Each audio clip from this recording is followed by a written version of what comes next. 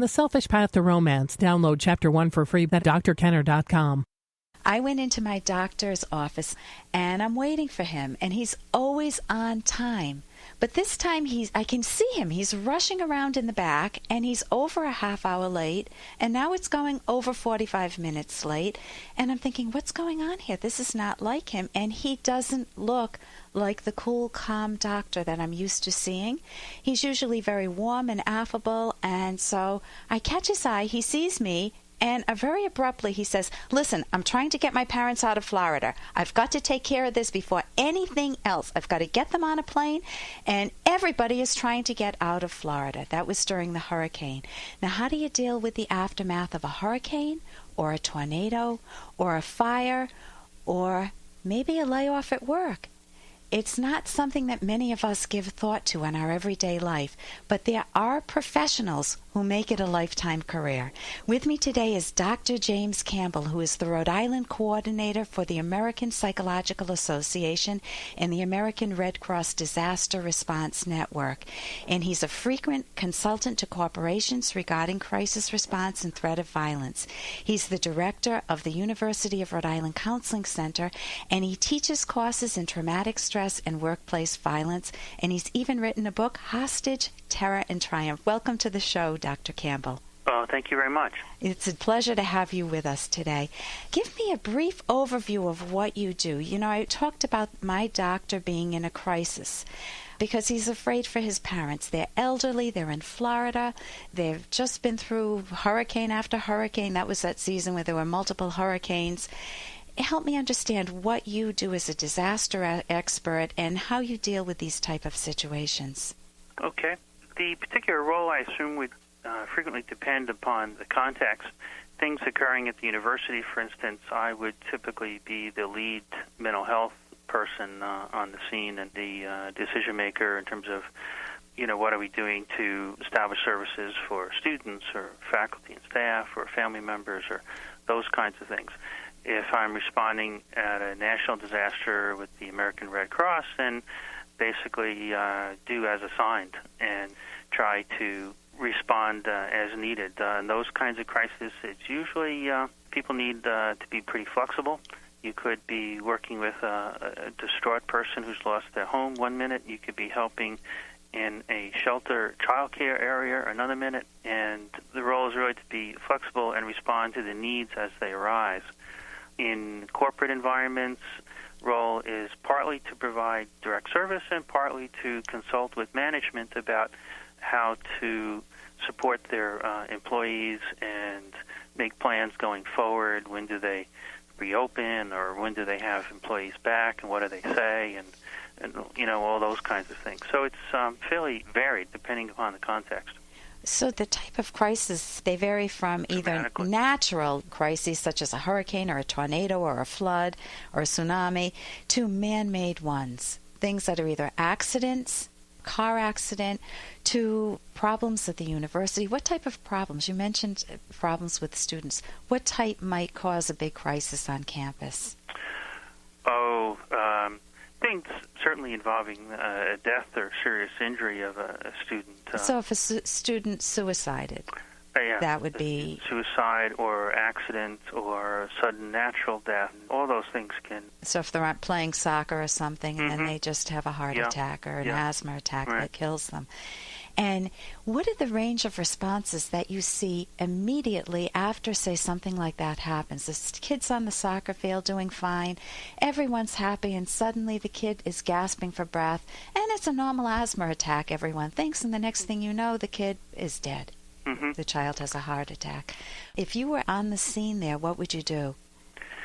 Well, of course, the first thing to attend to is the medical needs and making sure that appropriate police, fire, rescue, whatever that might entail. But in focusing mostly on the social mental health issues, you would see a range of responses generally, and it varies quite a bit depending upon the population that's affected and on the nature of the event. But there'll be some people responding quietly, more stoically. There'll be people in shock and unable to act for a time. There will be sometimes people who are responding very in a very agitated way, even yelling or screaming or crying or things like that.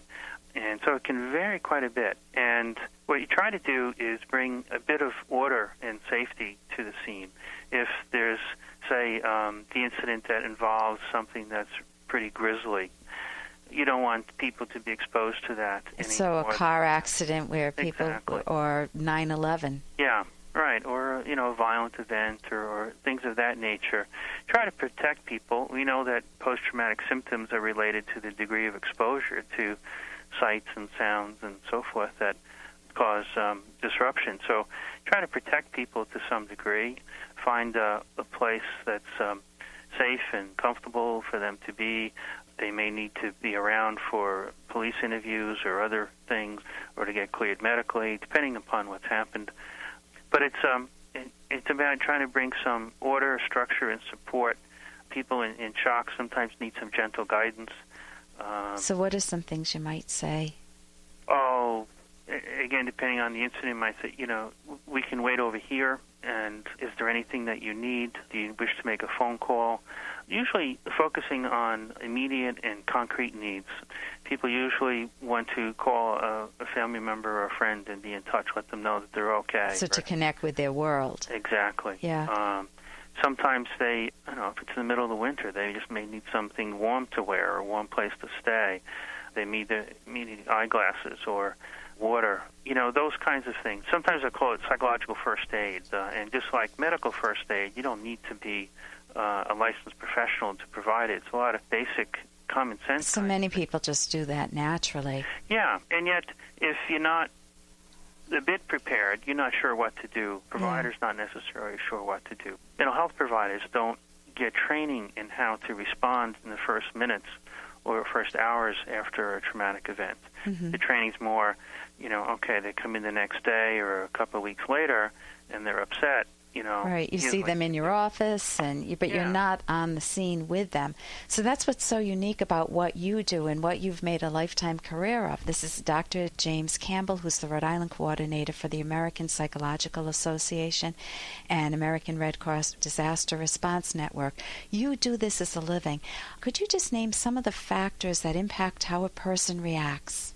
How a person reacts? Well, that would be related to the way they've reacted to other challenging or traumatic events. It would be related to the intensity of the event, what has happened, and how close both physically and psychologically they feel to the like 9/11. If you didn't have somebody that died in it, it's different than if you know several people who were your family members who died in the 9/11 disaster. Sure. Or also if you used to work there and you feel psychologically connected. Right. We have a friend who was trapped in the elevator during the first attack. Uh-huh. So that was quite traumatic. Yeah.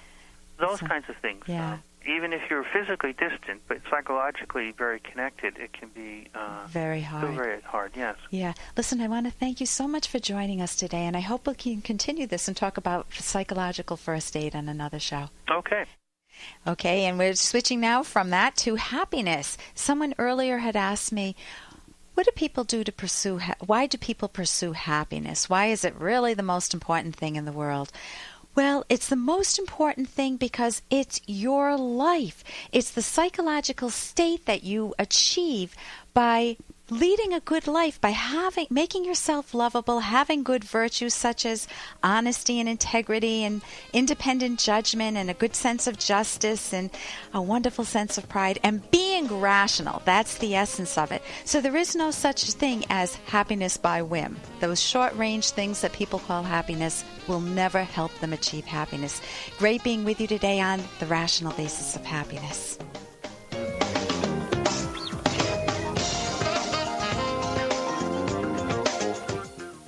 Here's an excerpt from The Selfish Path to Romance by Drs. Kenner and Locke. Personality clashes that are bothersome during the dating process when both parties are allegedly on their best behavior often worsen with time. Though personalities are relatively stable, they are changeable, but change requires considerable conscious work, time, and sometimes even professional help. For example, Rudy was an intense person. He would become very tense when he and Cheryl got ready to travel, especially when deciding when to leave for the airport. He He wanted to leave very early and drive fast, just in case of bad traffic. Cheryl, in contrast, was more relaxed, though still conscientious. To relieve travel stress, they agreed to let Cheryl decide what time to leave for the airport and also do the driving. As a result, they were both more relaxed. You can download Chapter 1 for free at drkenner.com, and you can buy the book at amazon.com.